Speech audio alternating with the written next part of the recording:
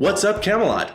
Matthew Barnette here. I am one of the 3 writers for WebCamelot the series, and I would like to welcome you to a special behind-the-scenes commentary of Episode 5, The Siege. So, grab your battle axes and your battering rams, and let's get this thing started. Here we are, opening in Merlin's mystical chambers, with Barry, the medieval janitor. Barry and his monologue here symbolize everything that I fell in love with about WebCamelot from the first pitch, which was, yes, we are in a kingdom full of knights and dragons and heroes, but we are not following any of those people. We are instead following the people that you would argue don't matter. The squires, the damsels, the trolls.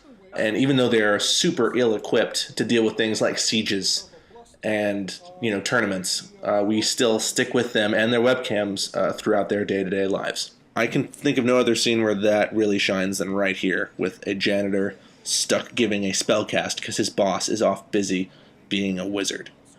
In the original scene directions, it was said that Merlin was off by fighting time gremlins in another dimension, as I have been informed wizards in the Middle Ages were often purported to do. Super shout out to David Rice, our CG effects guru. The only real things here in this scene are Barry, the chalices, the books, and the mare. Everything else, the effects, the map, all done on computer.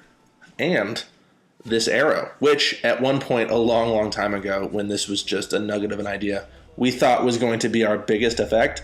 Little did we know we had dragons, trebuchets, and barbarian armies in store. Oh, how innocent we were. How about this theme song, though, guys? Am I right? Yeah, I'm right. Here we are with Diggory. Diggory's quest to become a knight became the through line for this episode. We try to have each episode have like a backbone centered around one character, and Diggory is it. Please note the book was originally intended, and it could still be, you never really see it, a book of barbarian trading cards. He's a bit of a nerd, so we figured he'd collect those. Here's our shout out to the Home and Garden Network with the aptly named Herb the Herbalist. Seriously, I don't think I've ever come up with a better name than that. I may not even have done it. That may have been David or Josh. And here's Bastian the Barbarian, played by Sam Smith, who also moonlights as WebCamelot's armorer and medieval advisor when we, the writers, stop coming up with fantasy things and actually try and imagine what life in the Middle Ages would really be like. Sam is super talented, and he really portrays Bastian in a really unique way. There was a point very early on where we pitched Bastian as kind of a do-it-yourself used car salesman, but with his own army, and he's just trying to convince Camelot to surrender, but all of his special effects aren't working. I really like this take, though. We spared no expense. That horde is super real and not fake at all. I defend the wall, earning some points with the knightly types, while that muscle-bound bozo... And now you can see that we keep cutting back to Diggory as it gets closer and closer to his time to shine. Hopefully he will be able to pull it off, but I think we all have our doubts, don't we?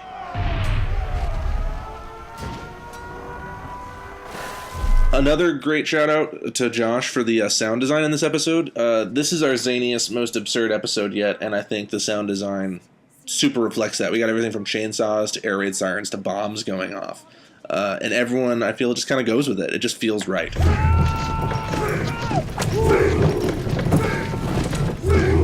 A bit of a story note here. For the most part, we always see Ulrich, who is joyful and wonderful and kind of want to grab a beer with him outside of work. But this is one of the few times we see him in the dungeons doing his thing. He's got a client there. And it really reminds us that at the end of the day, Ulrich is still very much a torturer and an executioner, which is important considering that next week's episode is entitled The Execution. Let's just say Ulrich is a major player. It's like yourself. The nerve of some people. Francis, of course, true to form, there's a war going on, and he's complaining about not getting any sleep. I have slept through my hunchback. One of our best character introductions ever. This is Tennyson, the Hunchback. I guarantee that you will see him again. Maybe not as epic, although I would argue that this is the single most epic shot in all of WebCamelot. For those of you paying attention to the actual footage, I will say that this whole idea of door-to-door siegers comes from my love of British comedic writing, like Terry Pratchett and Neil Gaiman. They tend to turn the fantastic and blend it with the mundane to really hilarious effect. And nothing is more mundane to me than a door-to-door salesman. But this one happens to be a barbarian who will literally hold a knife to your throat while you sign over your entire life. I find that funny. I hope you do too. Have you heard about our conversion special? Very cutting edge. If there was ever a time for smiting. Man, that's one more for the Hunchback, man. That guy has got some incredible aim. Another interesting note that I just realized, we see virtually every cast member in this episode, every main character, except for Stan, who I would assume is probably holed up somewhere, possibly kidnapped by the opposing horde, who will then give him back because he's terrible at singing. Know what that means. March on, battlements! They got around! Yes! And here's our callback to the festival. Note, living under a bridge, not the greatest real estate choice ever. I don't know if they mentioned this in the previous commentary, but Benedict's original conceit is a cooking show. Whereas most celebrity chefs have something waiting in the oven all ready to go, Benedict's big thing is putting stuff on spits.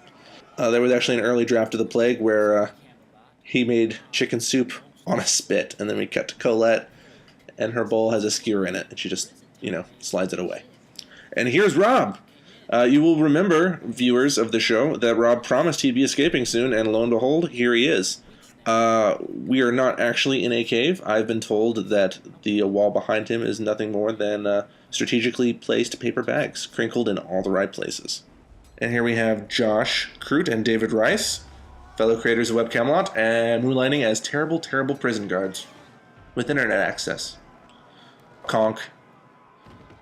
Mad props here to Harrison, who plays both Benedict and Francis.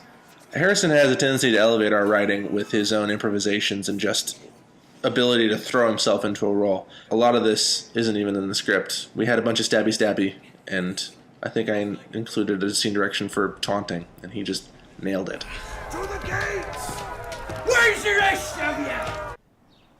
Now, as fun and wonderful as WebCamelot is, at the end of the day, we wanted there to be, a bit of not a moral, but a feeling of an arc, a drama. And so, even though Camelot is saved, it did, in fact, come sort of at the expense of Diggory's dreams. So, for all the ha-has, we do have a moment of awe. At least, we hope you do, if we wrote it and made it correctly. Aw, I'm sorry, Diggory. That face. I really gotta give props to whoever did the visuals on this whole night vision home video thing. It looks perfect and plays brilliantly.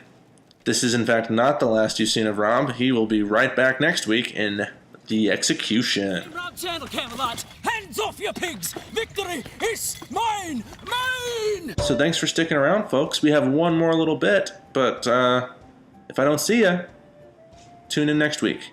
Episode 6, again, The Execution. Oh, probably my favorite joke in the entire show, having a character in your series whistling your theme song. I've never had a theme song or a series, so this is a big deal for me. Alright folks, thanks for tuning in. See you later.